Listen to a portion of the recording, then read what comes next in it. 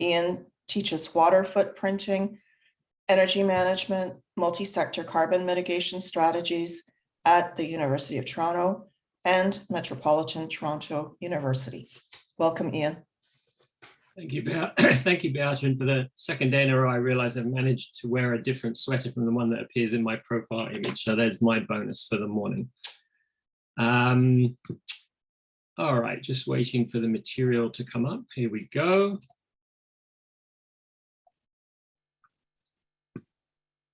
I am just waiting for the slide deck to roll over. So the intent of, back we go.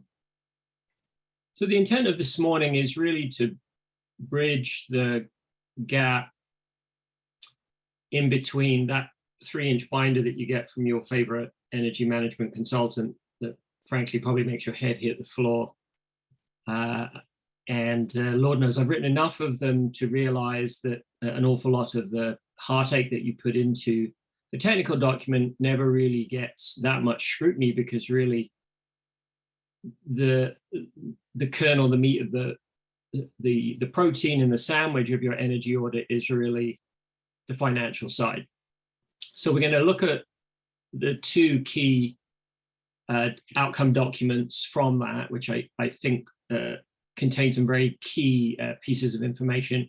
We're then going to consider the impact of moving from that audit to an implementable financial plan. But really, the purpose of today is to spend a chunk of time trying to give, I'm going to say, a non-accountant's view of ways of assessing financial outcomes to the point at which they become relevant, discussable, and acceptable by general accounting practices.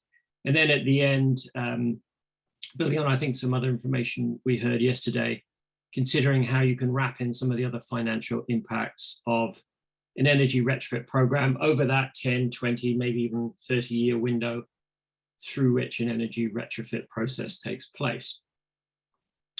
Now, there are really two key documents that should fall out of the energy management process. The first one would be a utility baseline, which is really about connecting consumption to cost. And then the second one is what I would call the program sheet, which is the summary of how much am I going to spend in order to save how much.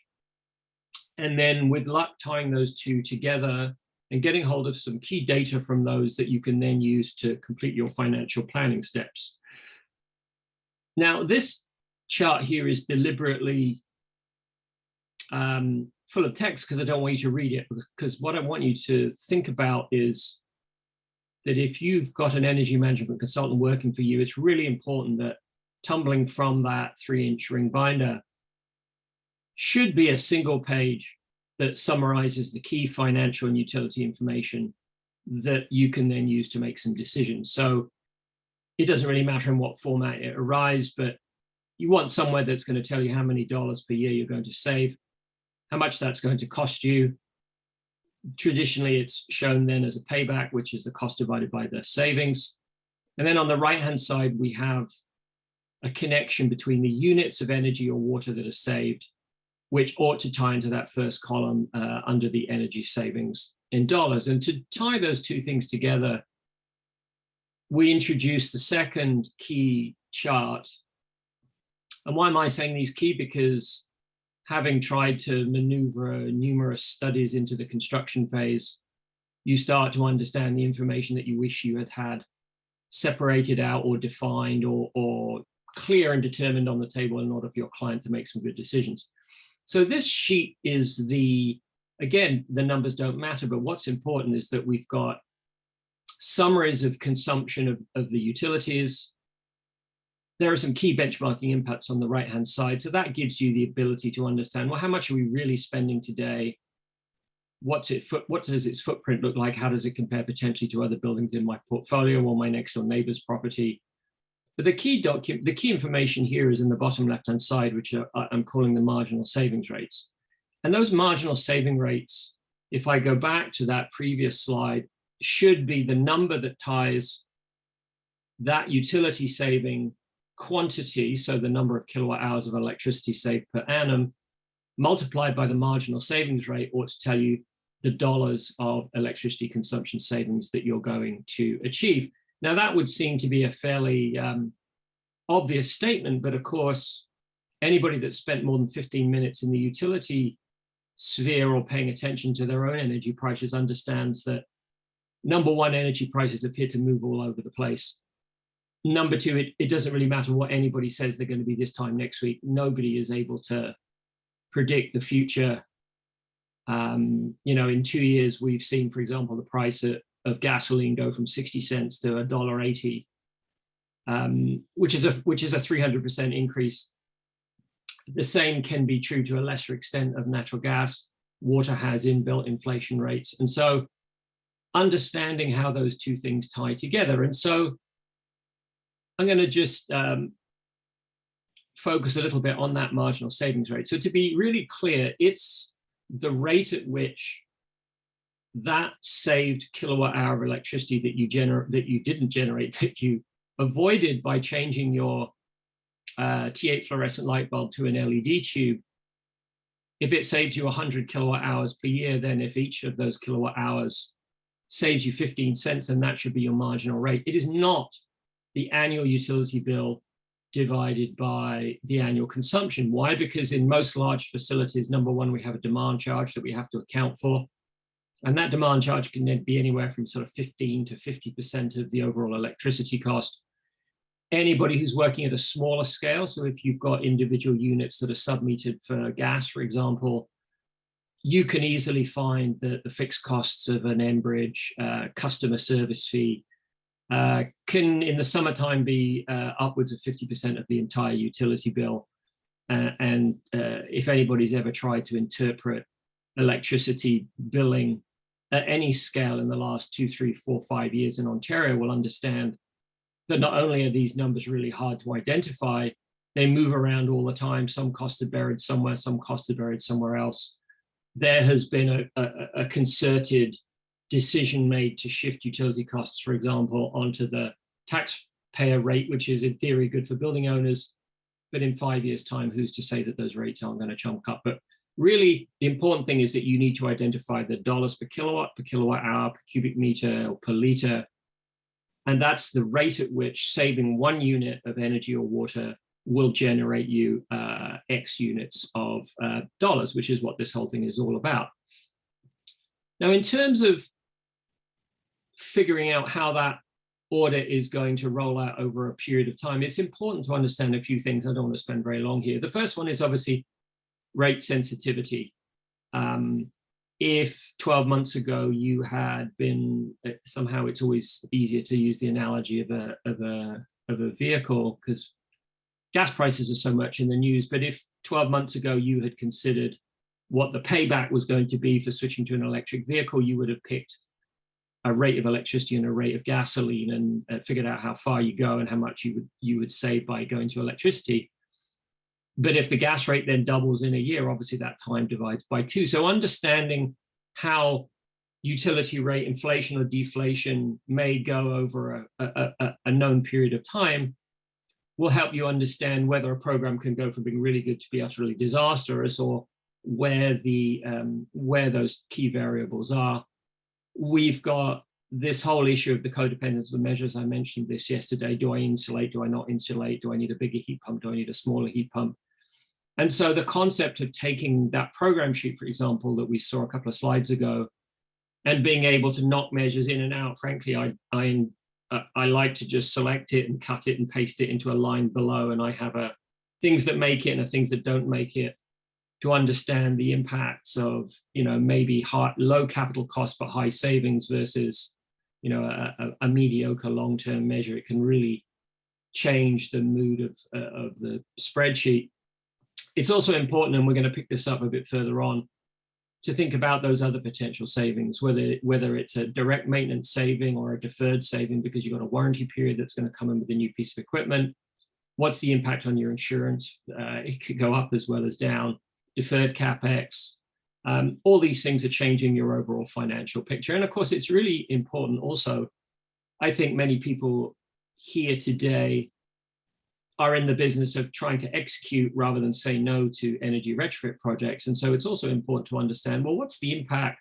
What's the rate sensitivity if I choose not to take 25% out of my electricity costs by completing an energy retrofit? So if the electricity cost were magically to go back up according to the value that is now sitting on the ratepayer base, what would that cost be to your organization? We're talking about hedging. This came up yesterday. So let's have a go at how we really determine value. The more I reflect on this, the stranger this situation seems to be. The standard phrase that I would always state when anybody is doing an upgrade of any kind, and I think this often refers to the single family home, what's the simple payback on replacing my furnace? Well, nobody ever asks you what the simple payback on a new granite countertop is, and yet greater thermal comfort or lower energy bills or a sense of satisfaction in having got rid of an old piece of equipment and got one that's more environmentally accountable is not something that you can really quantify. But here we are. And simple paybacks are always measured in years, and a year sounds like a long time. Now, products do have a life cycle, and so it seems to make elemental sense that, if the typical quoted lifetime of a domestic hot water heater is 15 years and the simple payback to replace it is 12, everybody's brain says, well, 12 is less than 15. This seems to make reasonable sense to go on. But these are not generally accepted accounting practices. Now, so back to the program sheet, simple payback cost divided by annual savings tumbles out in years. But really, what I find interesting, if you take the reciprocal of that, so the savings divided by the costs, I actually get, for the first time, a number tumbling out here, which is actually something that an accountant would wake up and say, okay, I understand what that number means. So the return on investment measured in percentage is the type of number that you should be looking at when you're choosing, for example, where to invest your RSP, or if somebody's asking you to borrow money to put into some future venture, how much could you expect your investment to pay you back over time? Yikes, I just used the payback time. So return on investment, it's a much more useful number. Why is it a useful number? Because number one, in any organization, whether you've got money in a reserve fund sitting in some kind of low interest security, whether you're borrowing a stream of income at a fixed interest rate in order to fund your operations, if you're looking at borrowing money to invest, the question really should be, if I can borrow X and invest at Y, and if Y is greater than X, then you're financially always going to come out ahead. And frankly, how has commerce functioned? How has capitalism functioned over the last millennia? Let's pick a number of millennia. If I can borrow, invest, and if I can borrow X and invest at Y, and Y is greater than X, I just get richer and richer every day. So it's important for any organization to identify what that current cost of borrowing is, or what the interest that's sitting in money in a bank account, in order to make a decision. Would I be better off investing this in my own facilities rather than leaving it in a pension fund and having a pension fund manager invest it in, I don't know, Hydro One or Johnson & Johnson shares? Now, we have to introduce the concept of time whenever we're talking about an investment period. And this is particularly so when we're talking about buildings. Clearly, equipment has a fixed lifetime. And then secondarily, money costs money when you borrow it. It's called the interest rate that's charged. Now, an accountant uses something which I imagine most of us have come across already, called depreciation. And depreciation essentially says, I spend $100,000 on a piece of equipment. I don't expect it to last more than 10 years. So I need to build within my financial management model a way of accumulating additional capital to account for that loss. So 10-year depreciation of 100,000, you would create an annual depreciation, which is a financial loss of $10,000 a year to do that. And then secondarily, we've got this issue of inflation. We'd all forgotten about it. And here we are talking about significant inflation for various reasons. Inflation reduces the value of money over time, and yet the irony is that when we're talking about energy and water retrofits, inflation, and this is really important, if it's directly related the headline inflation rate is based on a basket of goods, but if the basket of goods doesn't include electricity, then there's no inflation. But clearly, the cost of energy rising over time is something that most people can get their heads around. And so the irony is, when things get more expensive, it's also true that our savings increase at the same time.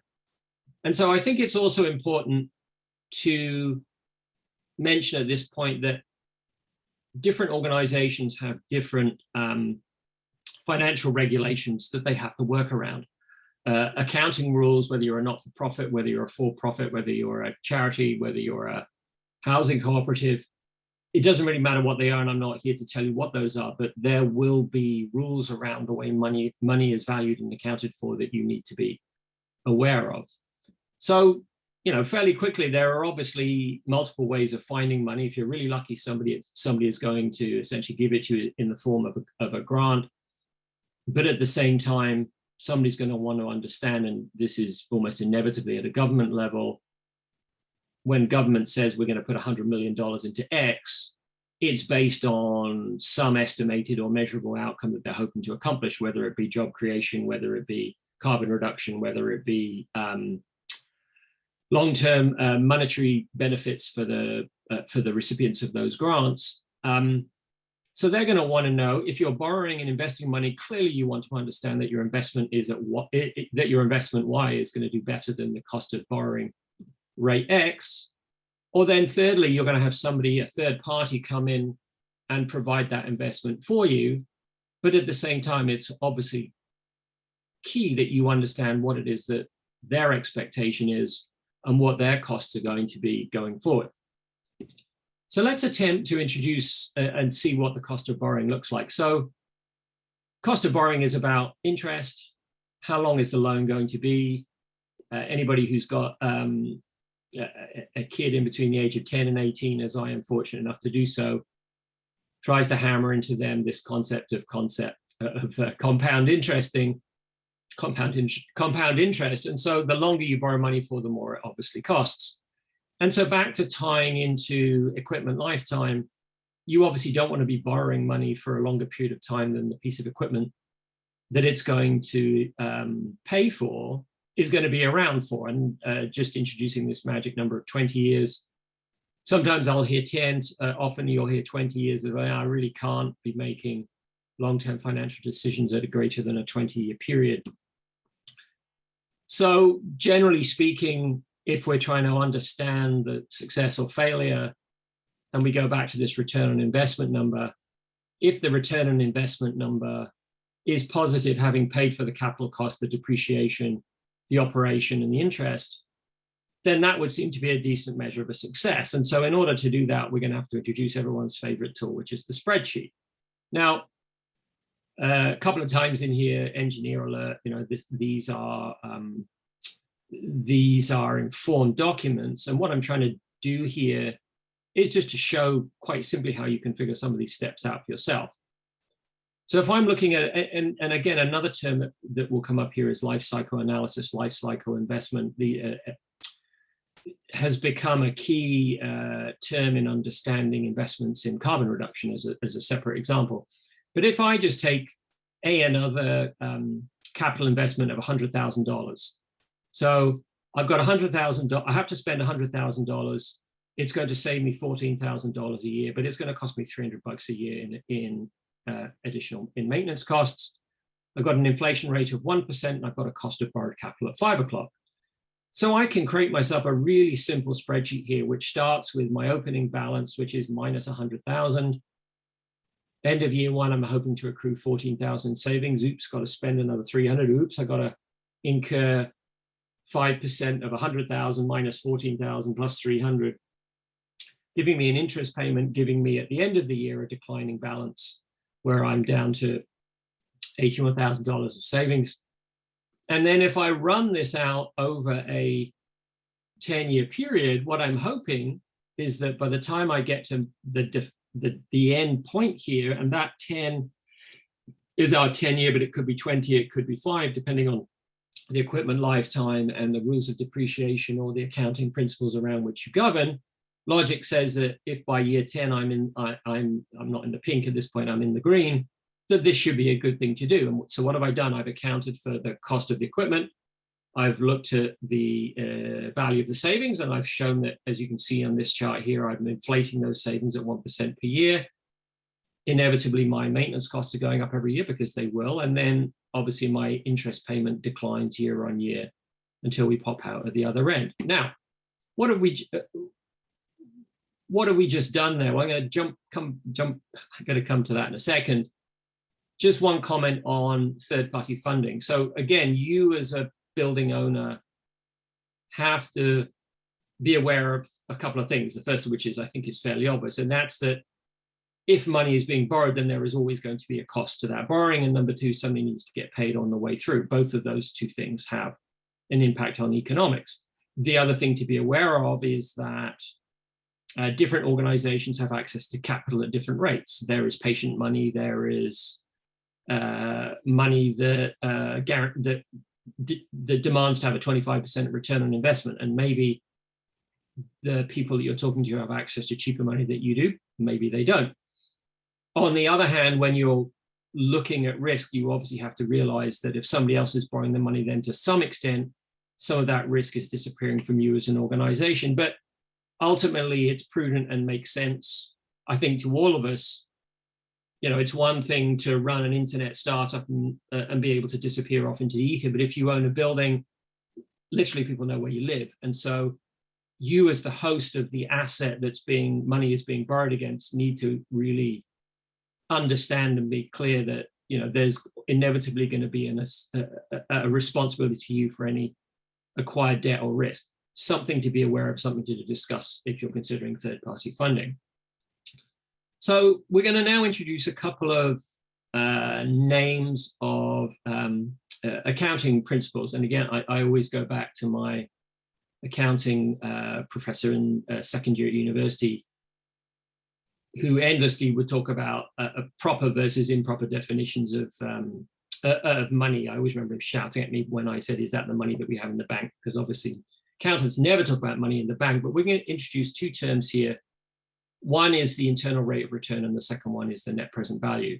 And so from my understanding of the internal rate of return, really what we have just done via this process is that we have demonstrated the internal rate of return, which is the return on investments of what's the percentage positive outcome that you're generating by going through your building retrofit once you've accounted for, number one, the cost of capital, number two, utility savings, and then maintenance cost inflation, and then number three, dealt with the depreciation which needs to take place over the life cycle of equipment. Take care of those three, and what pops out there is what's called an internal rate of return. And that's something that when you go to your chief financial officer is a number that they're going to understand. And if that internal rate of return is better than business as usual, and again, if your reserve fund is sitting in a bank account making 1.5% interest, and you can demonstrate an IRR of 2.5%, clearly it's more valuable to take the money out and invest it than it is to leave it there, notwithstanding that you can't be taking money out of your reserve fund, but I'm just using that as an example. So we've accounted for that, and that's known as the internal rate of return. Now, the other term you'll hear used is the net present value. And net present value is looking again to deal with both inflation and the cost of borrowing over an investment cycle. And again, you've got to understand how these terms are conveyed or understood within your particular organization. But with NPV, what you're really doing is that you're trying to figure out today what a future stream of income is worth. So if you think you can make savings in year 20, in today's dollars, they're obviously less valuable because of the inflation that goes on. NPV is really, again, like IRR, they're trying to determine, is there a positive valuation? Was it better for you to leave the money where it currently is? Or was it better for you to take that money out or to borrow money again at X and invest it in Y? And again, if the net present value of a stream of future income overall is a positive number, and obviously the bigger the number, the better, then the outcome should be, yeah, this investment has a positive net present value. Therefore, it should make perfect sense to proceed with it. And again, it's worth mentioning at this point that there's no simple payback on a granite countertop. It's important, again, to also think, should there, or does there have to be a required or expected rate of return? But at the same time, it's prudent to know what the number is going to be. And just connecting the internal rate of return and the net present value, again, if the internal rate of return is better than the do nothing scenario, then your net present value should come out at exactly 0. And therefore, every time your NPV goes up, it's demonstrating a greater and greater internal rate of return. The good news is that you can press a button in Excel and the NPV will pop right out. So just bringing these back into the larger picture in terms of what your overall capital situation looks like. Clearly, most people have got a long-term capital expenditure plan, and there may be some really big numbers in there. You may have just realized that it's time to add air conditioning because your tenants are getting too hot. You may have full replacement of your mechanical room to come. Your piping might starting to be leaking. You've got some big numbers that are going to have to be spent in the next 1, 5, 10, 15 years. And so, typically the reserve fund type plan is obviously demonstrating what those future liabilities are like. And so if you're proceeding with an energy and water management intervention, it's clearly important to understand how what you do with that program affects that reserve fund type program going forward. And so, number one, are you accounting for and inflating in an appropriate manner what your future income stream of energy savings is going to be, because that's going to make your overall picture look better. The boiler should have been replaced in 5 years' time, but we're going to do it today. That obviously means you can take capital out there and bring it through here.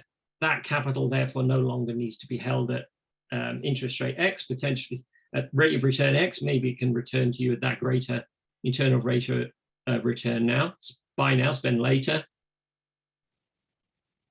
And just quickly do that a little bit too quickly. Really, once you've got your training wheels off and you're moving forward with trying to interpret this financial plan, that's the point at which you want to make sure that you're being both fair to yourself, but also giving your project the best chance of success. So have I properly considered what my maintenance savings are going to be? Have I considered the impact on the insurance? Have I thought about the value of the hedging, of essentially reducing my long-term exposure to utility costs?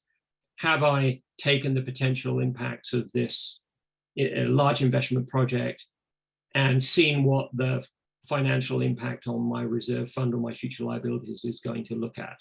And this all starts by going back to that energy audit with the program sheet, the utilities and those marginal savings rates. If you can get that key literacy at the beginning, then you can begin to understand what a 5, 10, 15, 20-year impact of this is going to be. And hopefully that was of use to you this morning. Again, I'm not giving you the CFO accountant's perspective, but rather the perspective from somebody who's been more involved on the project development and project implementation side, but has also been involved with projects with long-term financing options and long-term ownership positions on both the ESCO side and power purchase agreement side. And with that, thank you very much. And if there are any questions, I think I saw one pop up. Away we go. Thank you, Beata. Yes, there is one question, Ian, and it's about capital cost avoidance. So that can be greater than energy savings in some retrofit projects. So the question is, do you include this in your do you include capital cost avoidance in your business case analysis for some projects where the equipment lasts longer than the life of what was replaced? So if we're asking for my accounting treatment of that, I can't genuinely answer the question, but what I would say is that if at any point in time there's a justifiable savings that you have generated and that it falls within the general accounting practices of your organization, then the answer should be absolutely. You don't want to leave something on the table that could have improved the financial prospects of your retrofit project. And I would say that's probably important because now we're increasingly moving away from this concept of, I'll only invest in this project if it's a 5-year simple payback, whereas we're now looking at long-term capital upgrades. We're talking about building renewal. eliminating carbon footprints, re-insulation, switching to electric heat, addition of air conditioning, anything that you can do on the way through there to improve what that financial picture looks like, I would say you should be considering that. But again, it's something that only the accounting principle that's responsible for your organization can really truly opine on. I hope that it doesn't sound like I'm dodging the question. Great. All right. Keeping the time in mind, I'm going to bring up one more question. If we don't answer your questions this morning, please do email them to us, and we will provide responses to everyone individually. So I will take this next question, and that's, how do you estimate escalating utility cost prices to estimate marginal utility saving rates? That's a brilliant question, and the real answer is you can't. And why do I say that? Because there's not a single, you can go out and say what's a 3-month crude oil purchase price looks like, or what a soybean is going to cost 6 months from now. But the truth is nobody seems to be able to predict this. And the longer I've been in this industry, the more I realize that. I think the shorter answer is that you have to,